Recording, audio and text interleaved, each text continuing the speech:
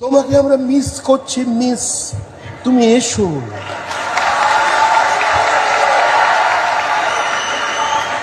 এখন তৃণমূল কংগ্রেসের বাড়িতে একটাই গান, সখী ভালোবাসা কারে কয়, সে কি এমনই যাতনাময়। এখন অবস্থা কি, জনরোষে আক্রান্ত, পুলিশ নেই তাই নেতা নেই, কনভয় নেই তাই হুঙ্কার নেই। আমরা তো বলছি আপনি আসুন, প্রচার করুন ফলতায়। আমাদের কর্মীরা আমাদের জেলা সভাপতি ফুল নিয়ে শাক বাজিয়ে আপনাকে স্বাগত জানাবে যে আপনি আসুন, হেবীর তোমার আসন পূর্ণ করো, তোমাকে আমরা মিস করছি মিস, তুমি এসো।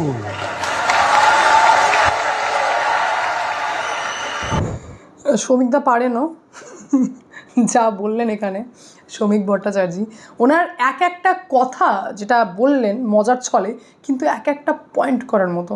প্রথম বললেন যে পুলিশ নেই তাই নেতা নেই, অভিষেক ব্যানার্জির উদ্দেশ্যে, পুলিশ নেই তাই নেতা নেই, কনভয় নেই তাই হুঙ্কারও নেই। বীর অর্থাৎ যে অভিষেক ব্যানার্জিকে বলা হচ্ছে, বীর শব্দের অপমান করা আমি মনে করি। তো সেই অভিষেক ব্যানার্জি ফলতায় আজকে লাস্ট, আজকে শেষ প্রচার, তাও অভিষেক ব্যানার্জি নামতে পারেননি। যে অভিষেক ব্যানার্জিকে ঠেলা দিয়ে দিয়ে মমতা ব্যানার্জি তোলার চেষ্টা করলেন, কিন্তু ট্যালেন্ট না থাকলে কি আর জোর করে ট্যালেন্টেড করা যায়? যায় না, যায়নি। তৃণমূল কংগ্রেসের সর্বভারতীয় সাধারণ সম্পাদকের মতো পদে অভিষেক ব্যানার্জিকে বসিয়েছেন, যে পদে হয়তো নর্মাল কোনো ব্যক্তিকে বসতে গেলে অগ্নি পরীক্ষা দিয়ে বসতে হতো। সেই অভিষেক ব্যানার্জি নিজে থেকেই হয়ে গেছিলেন যে আমি নাকি দলের সেনাপতি। তো সেই সেনাপতি ফলতার উপনির্বাচনে নিজের মুখটুকু দেখাননি। জাহাঙ্গীর যে অভিষেক ব্যানার্জির ছায়া সঙ্গী, এবং ভেবেছিল জাহাঙ্গীর যে অভিষেক ব্যানার্জির হাত আমার মাথায় রয়েছে, তাই আবেগে বলে ফেলেছিল যে আমি পুষ্পা। সেই পুষ্পা আজকে ওপরে তো উঠে গেছে অভিষেক ব্যানার্জির ঘাড়ে পা দিয়ে, তাকিয়ে দেখছে নিচের মইটাই নেই। অর্থাৎ অভিষেক ব্যানার্জি ফলতাতে প্রচারেই আসেনি। এখান থেকে আপনারা আরো ক্লিয়ার ইমেজ বুঝতে পারবেন যে কতটা ধাপাড়িভাবে এই সরকারটি চলতো, আগের সরকারটি। এই অভিষেক ব্যানার্জি নিজের নেতাগিরি প্রমাণ করার জন্য, কত বড় লিডার হয়েছে প্রমাণ করার জন্য, কত বড় মানে তৃণমূল কংগ্রেসে নাকি অভিষেক ব্যানার্জির মতো নেতা পয়দাই হয়নি এমন প্রমাণ করার জন্য রেকর্ড গড়েছিলেন লোকসভা ইলেকশনে। এই ডায়মন্ড হারবার থেকে 7,10,930 ভোটে জয়ী লাভ করে রেকর্ড গড়েছিলেন, বিরাট বড় নেতা হয়ে গেছিলেন। সেখানে ফলতা বিধানসভা থেকে একাই অভিষেক ব্যানার্জি 1,68,372 ভোটে এগিয়েছিল। তো কোথায় সেই অভিষেক ব্যানার্জি? আপনারা প্রশ্ন করুন, কোথাকার সেই ভোট? কোথায় গেল সেই অভিষেক ব্যানার্জির হুঙ্কার? এত ভোট, এত লিড রেকর্ড করছিলেন, আজকে সেই ফলতায় অভিষেক ব্যানার্জি প্রচারে নামেনি। তার মানে কতটা ফাঁকা কলসি ছিল বুঝতে পারছেন? তাও তো মমতা ব্যানার্জি টিং টিং টিং টিং করে একটু চেষ্টা করছেন, এখনো মমতা ব্যানার্জি লিড দেওয়ার চেষ্টা করছেন, এখনো মমতা ব্যানার্জি দলকে চাঙ্গা করার চেষ্টা করছেন। এই তো আপনারা দেখতে পেলেন যে অভিষেক ব্যানার্জির কালীঘাট আর এই যে হরিশ মুখার্জি রোডের বাড়িতে, যেটা শান্তিনিকেতনের বাড়ি, সেখানে নোটিশ পাঠানো হয়েছে কলকাতা পুরসভার দিক থেকে, তাই তো? এবং যেখানে নোটিশ পাঠানো হয়েছে এই বিল্ডিং বিভাগের আইনের 401 ধারায়, এই বিল্ডিং বিভাগের দায়িত্বে কে রয়েছেন? ফিরহাদ হাকিম রয়েছেন, তিনি নোটিশ পাঠাচ্ছেন।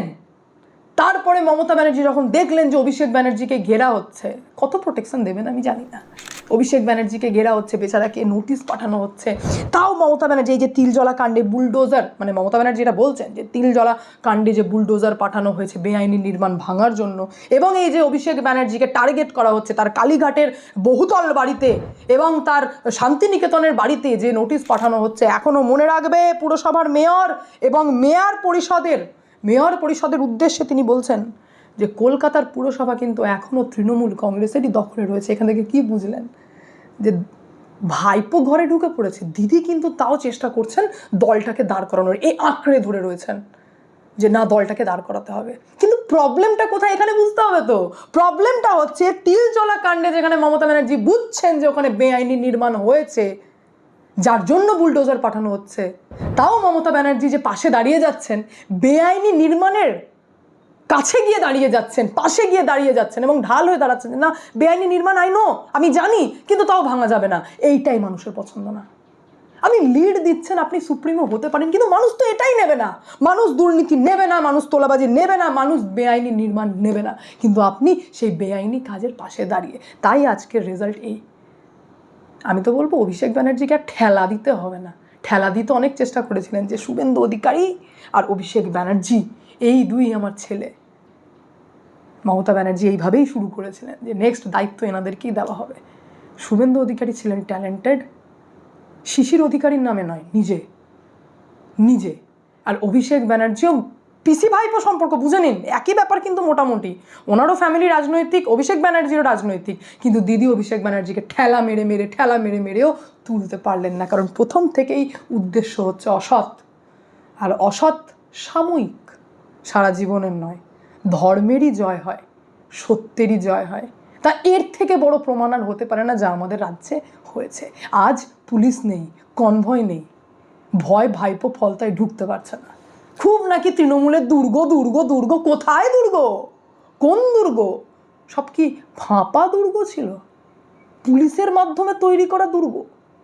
আর আজ আপনাদের শুনে ভালো লাগবে যে এই সেই ছোট্ট ইউটিউব চ্যানেলের অদ্বিতীয়া রয়, যে একটা সময় আপনাদের সামনে ভিডিও তুলে ধরেছিলাম কাটাপ্পা অফিসারের। তখন না ইলেকশন হয়েছে, না ইলেকশনের রেজাল্ট বেরিয়েছিল, আর আমি আপনাদের সামনে 1997 ব্যাচের আইপিএস অফিসার যার নাম হচ্ছে কে জয়রামনা, ওনার ভিডিও তুলে ধরে বলেছিলাম যে ইনি কাটাপ্পা নামে পরিচিত। তুখোর পুলিশ অফিসার যাকে ডিপ্রাইভ করা হয়েছে। আজ বিজেপির নেতা কর্মীরা অনেকেই মনে করছেন আমরা সাইড হচ্ছি, সাইড লাইন করা হচ্ছে, তৃণমূলে ঢুকছে, এগুলো পলিটিক্যাল ম্যাটার, অনেকে মনে করছেন ডিপ্রাইভ। কিন্তু এই অফিসারদের যদি গল্প শোনেন, যেটা কি রিয়েল স্টোরি, রিয়েল স্টোরি নয়, সেটা শুনে তো আপনারা ভাববেন যে ডিপ্রাইভ কাকে বলা হয়, বঞ্চিত হওয়া কাকে বলা হয়। আর সেই কাটাপ্পাকে আজকে জায়গা দিয়েছেন নতুন সরকার গড়তেই, শুভেন্দু অধিকারী মুখ্যমন্ত্রী হতেই মানুষের সামনে ন্যায় প্রতিষ্ঠা করেছেন। এবং প্রতিষ্ঠা করার যে এক্সাম্পল আপনারা বলতে পারেন, উদাহরণ, সেটা হচ্ছে এই সেই কে জয়রামনা 1997-এর অফিসারকে এইবার প্রাতিষ্ঠানিক দুর্নীতির তদন্তে গঠিত কমিশনের সদস্য সচিব করা হয়েছে। মেম্বার সেক্রেটারি করা হলো আমাদের সিনিয়র আইপিএস এডিজি র্যাঙ্কের মিস্টার জয়রামন ভাই, তিনি হলেন মেম্বার সেক্রেটারি। কারণ তিনি তখনও দুর্নীতির সাথে আপোষ করেননি, আর এখন ওনাকে যোগ্য সম্মান দেওয়া হয়েছে এবং এনাকে প্রাতিষ্ঠানিক দুর্নীতি তদন্ত কমিটির সদস্য সচিব করা হলো। এবার তদন্তে ইনি ঢুকলেন এবং তদন্ত কোথায় থেকে শুরু করে করে কাকে কাকে বেছে বেছে ক্লাস নেওয়া হবে এবার আপনারা বুঝতেই পারছেন। কিন্তু তারপরেও আমি আপনাদেরকে এই কাটাপ্পা সম্পর্কে একটু তো বলবোই। ইনি এমন অফিসার ছিলেন যখন শিলিগুড়ি জলপাইগুড়ি উন্নয়ন দুর্নীতির তদন্তে নেমেছিলেন। বুঝে নিন ভালো করে যে এই অফিসার যখন দুর্নীতির তদন্তে নেমেছিলেন তখন 2013 সালের নভেম্বর মাস। নিজে একজন আইপিএস অফিসার, তিনি দুর্নীতির তদন্ত করতে গিয়ে হাত কাঁপেনি আইএএস অফিসারকে অ্যারেস্ট করেছিলেন উইদাউট এনি পারমিশন। যখন শিলিগুড়ি উন্নয়ন পর্ষদের প্রাক্তন সিইও আইএএস কিরণ কুমারের কথা আমি আপনাদের সামনে তুলে ধরছি, যিনি জলপাইগুড়ির ডিএম ছিলেন, ডিএম, নবান্নের পারমিশন ছাড়া অফিসার কে জয়রামনা আমাকে অ্যারেস্ট করেছিলেন, কারণ ওনার এগেনস্টে দুর্নীতি প্রমাণিত হয়েছিল এবং তিনি করাপ্টেড ছিলেন, সেটা প্রমাণিত হয়েছিল বলে অ্যারেস্ট করেছিলেন। এবং যার জন্য নবান্ন থেকে মমতা ব্যানার্জি ইমিডিয়েটলি হুঙ্কার দিয়ে বলেছিলেন যে কোন আস্পর্ধায় কে জয়রামনা নবান্নের পারমিশন ছাড়া একজন আইএএস অফিসার জলপাইগুড়ির ডিএমকে অ্যারেস্ট করছে, কোন আস্পর্ধায়। যার জন্য এটাকে নিয়ে ভয়ঙ্কর চর্চা হয়, গোটা রাজ্য জুড়ে তোলপাড় লেগেছিল যে একজন অফিসার যিনি দুর্নীতির সাথে আপোষ না করে একজন আইএএস অফিসারের কলার ধরে জেলে ভরে দিয়েছেন, কারণ দুর্নীতি তিনি মেনে নেননি, আপোষ করেননি। তার হয়ে দাঁড়ানোর কথা ছিল মুখ্যমন্ত্রী প্রাক্তন মমতা ব্যানার্জির। তিনি কি করলেন? ওই দুর্নীতিবাজের হয়ে দাঁড়ালেন। তিনি কি করলেন? উনি ওপেন বললেন যে আমার সঙ্গে এটা কিন্তু ঠিক হলো না, কোন আস্পর্ধায় কে জয়রামনা অ্যারেস্ট করেছেন উইদাউট এনি পারমিশন। এবং মমতা ব্যানার্জির সঙ্গে যখন বৈঠক করেন কে জয়রামনা, মানে কতটা গরম মাহল তখন চলছিল ভাবুন। তখনও মমতা ব্যানার্জির সাথে বৈঠক সেরে বেরিয়ে আসার পর একটাই কথা বলেছিলেন যে সিদ্ধান্তের জন্য অনুতপ্ত নয়, সিদ্ধান্তের জন্য অনুতপ্ত নয়, করাপশন করেছে, জেলে ভরেছি। অবাক করা বিষয় কি জানেন? যখন এই দুর্নীতিবাজ, এই জলপাইগুড়ির ডিএম যিনি ছিলেন এই কিরণ কুমার, জামিনের আবেদন করেন, তখন সরকারি আইনজীবী সেই জামিনের বিরোধিতাও করেনি। ছি, আর কত নিচে নামবেন। একের পর এক ঘটনা যদি বলি তো আপনাদের মনে হবে কত মানে লিড দিতে নেতৃত্ব দুর্নীতির। এইরকম দুর্নীতিবাজ, যেখানে সরকারি আইনজীবী মানে অ্যারেস্ট হয়ে রয়েছেন দুর্নীতিবাজ একজন ডিএম, তার হয়ে সরকারি আইনজীবী জামিনের বিরোধিতা করছেন না যে হ্যাঁ জামিন পেয়ে যাক। তাহলে যে সত্যের পাশে দাঁড়ালো তাকে মমতা ব্যানার্জি কি দিয়েছিল? Compulsory waiting. কে জয়রামানাকে কম্পালসারি ওয়েটিংয়ে পাঠিয়ে দেওয়া হয়। যেহেতু আইপিএস অফিসার ছিলেন, এবার পজিশন তো ছোট করতে পারবেন না, এবং কতদিন পর্যন্তই উনি কম্পালসারি ওয়েটিংয়ে রাখবেন। সেই কারণে পরবর্তীকালে স্বামী বিবেকানন্দ স্টেট পুলিশ একাডেমির এডিজি পদের ট্রেনি হিসেবে দায়িত্ব দেওয়া হয়, এবং তারপর এডিজি মডার্নাইজেশনের দায়িত্ব দেওয়া হয়, যার ফিল্ড পাওয়ার জিরো, যার ফিল্ড পাওয়ার নেই। তাহলে এটাকে বলা হয় ডিপ্রাইভ হওয়া। পারমিশন ছাড়া অ্যারেস্ট করেছিলেন সেই কারণে। আর আজ সেই সরকারের আর এক মুখ আপনাদের সামনে আমি খুলে দেব, যেখানে কালকে শুভেন্দু অধিকারী সমাজ মাধ্যমে পোস্ট করে বললেন যে এই যে আরজিকর কাণ্ডে সন্দীপ ঘোষের বিরুদ্ধে যে দোষী সাব্যস্ত করার পারমিশন চাওয়া হয়েছে ইডির দিক থেকে, সেই প্রক্রিয়া চালু হোক। পারমিশন সরকারের দিক থেকে দেওয়া হলো 10 দিনের মধ্যে, যেটা মমতা ব্যানার্জি 2 বছরে করে উঠতে পারেননি। আসলে এই সন্দীপ ঘোষ হচ্ছেন সরকারি কর্মচারী, তো যখন ওনার বিরুদ্ধে কোনো কিছু প্রমাণিত হবে এবং তার দোষ প্রমাণিত হবে, তখন ডিরেক্টলি অ্যারেস্ট করা যাবে না। তখন সেই প্রক্রিয়াকে এগিয়ে নেওয়ার জন্য সরকারের কাছে পারমিশন লাগবে, যে আপনারই সরকারি কর্মী যাকে দোষী সাব্যস্ত করতে চাই আমরা, তো সরকার পারমিশন দিক। সেই পারমিশনটুকু মমতা ব্যানার্জি দেননি। আরজিকর কাণ্ড, যা শুধুমাত্র রাজ্যে নয় দেশে একটা আন্দোলন হয়েছিল, সেই কাণ্ডে মমতা ব্যানার্জি এত ডেসপারেট যে সন্দীপ ঘোষকে দোষী সাব্যস্ত করার জন্য ইডিকে পারমিশন দেননি। সেই কাজ শুভেন্দু অধিকারী মুখ্যমন্ত্রী হয়ে 10 দিনের মধ্যে পারমিশন দিয়ে দেখিয়ে দিলেন যে কোনো দুর্নীতিবাজের সঙ্গে আপোষ হবে না। এবং শুধু তাই নয়, তার কপি পাঠানো হয়ে গেছে ব্যবস্থা গ্রহণের জন্য।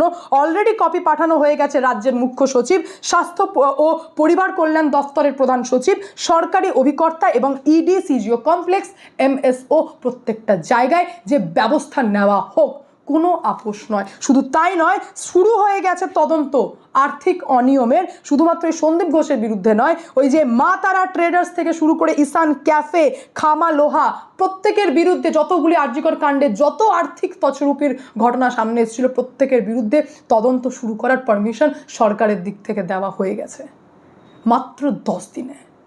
যে কাজ বছর বছর ঘুরলো, মমতা ব্যানার্জি করলেন না। কেন করলেন না বুঝতে পারছেন? সোনা পাপ্পু ইডি যখন তলব করা হয় ইডি আধিকারিকের দিক থেকে সিজিও কমপ্লেক্সে, কালকে নিজে এসে বলছেন যে আমি কিছু করিনি করে অ্যারেস্ট। কারণ তার মাথায় কার হাত ছিল বুঝতে পারছেন? আশেপাশ তো অ্যারেস্টই হয়েছে। ওই যে জয়েশ কামদার ব্যবসাদার অ্যারেস্ট হয়েছেন। আচ্ছা, তার পাশে ওই যে ছিলেন আপনাদের ওই যে বিরাট কালীঘাটের ওসি, প্রাক্তন ওসি শান্তনু সিনহা বিশ্বাস অ্যারেস্ট হয়েছে। তাহলে আশেপাশ তো সরে গেছে, তো সোনা পাপ্পুর মাথায় কার হাত ছিল? যারই হাত থাক না কেন, তাকেও ঘাড় ধরে ভরা হলো। আরও 4 জনের তালিকা অলরেডি দিয়েছেন যে প্রত্যেকের তদন্ত হচ্ছে। তো এটা হচ্ছে অ্যাকশন, মানে দুর্নীতির সাথে আপোষ করা নেই। শুধু তাই নয়, সন্দেহ তালিকায় যারা রয়েছেন এই আরজিকর কাণ্ডে, পানিহাটির প্রাক্তন বিধায়ক নির্মল ঘোষ, পুরপ্রধান সোমনাথ দে, প্রতিবেশী সঞ্জীব মুখোপাধ্যায়, প্রত্যেকের ভূমিকা দেখা হবে। কাউকে ছাড়া যাবে না। কারণ এই আরজিকরের মা বাবা, এখন তো ওনার মা আরজিকরের অভয়ার মা হয়েছেন এখন বিধায়ক, কিন্তু তার আগেই বন্ধ খামে দিয়েছিলেন যে কাদের বিরুদ্ধে সন্দেহ রয়েছে। কারণ একমাত্র ওই সঞ্জয় বলে যে ছেলেটা কনভিক্টেড হয়েছে, সেই শুধুমাত্র অপরাধী নয়, তার বাইরেও কিন্তু জড়িত রয়েছে। অভয়াকে খুন করার মধ্যে যার যার হাত রয়েছে তাদের নাম বন্ধ খামে দিয়েছিলেন, কিন্তু কোনো স্টেপ নেওয়া হয়নি। এইবার সরকার গঠন হতেই একের পর এক স্টেপ স্টার্ট হয়ে গেছে নেওয়া। তো প্রথম থেকে এই সরকার মানুষের সামনে কি প্রমাণ করার চেষ্টা করছে? যে দুর্নীতির সাথে আপোষ নয়, বেআইনি কাজে সরকার নেই, আর সরকার আর পার্টি আলাদা। এই দিকগুলি তুলে ধরার চেষ্টা করা হয়েছে, যেখানে কাল পর্যন্ত বড় স্টেপ নিয়েছেন যেটা শুভেন্দু অধিকারী মুখ্যমন্ত্রী রাজ্যের। তিনি সমাজ মাধ্যমে জানিয়েছেন যে আমি অনুমতি দিয়েছি যে এই সন্দীপ ঘোষ যে সরকারি কর্মী, যেখানে সরকারের পারমিশনের জন্য ইডি ওয়েট করছিলেন, আমি অনুমতি দিলাম ওনার বিরুদ্ধে অ্যাকশন নেওয়া হোক। আমরা তো এটাই চাই দুর্নীতিবাজ জেলে থাকবে, সত্যের সাথে যে দাঁড়িয়ে সে সামনে থাকবে। এইভাবেই তো রাজ্য এগোবে। আমরা তো এটাই চেয়েছি। আর প্রত্যেকটা মানুষ যা চায়, যা যা চেয়েছে ছোট থেকে বড়, 10 দিনের মধ্যে প্রত্যেকটাই ফুলফিল হচ্ছে। তার মানে সরকার জানে যে মানুষ কি চায়। আগের সরকারও জানতেন মানুষ কি চায়, কিন্তু করবেন না, নিজের ইচ্ছে মতো করবেন। সরকার তো নয়, মনে হয়েছিল ওনারই নিজের সম্পত্তি। মানুষ বুঝিয়ে দিয়েছেন, রাস্তায় নামিয়ে ছেড়ে দিয়েছেন, আজ কেঁদে কেঁদে বেড়াচ্ছেন। ভাইপো তো প্রচারেও বেরোতে পারছে না। তো এই হচ্ছে মানুষের পাওয়ার, যে নো কম্প্রোমাইজ, দুর্নীতির সাথে তো নাই। বাকি পুরো বিষয় নিয়ে আপনাদের কি মন্তব্য হতে অবশ্যই কমেন্টের মাধ্যমে জানাবেন। আমি এখানে এন্ড করবো। দেখা হচ্ছে নেক্সট ভিডিওতে। ভালো থাকবেন, সুস্থ থাকবেন, সঙ্গে অদ্বিতীয় চ্যানেলকে অতি অবশ্যই সাবস্ক্রাইব করবেন। কারণ একটাই, যা হবে স্পষ্ট হবে।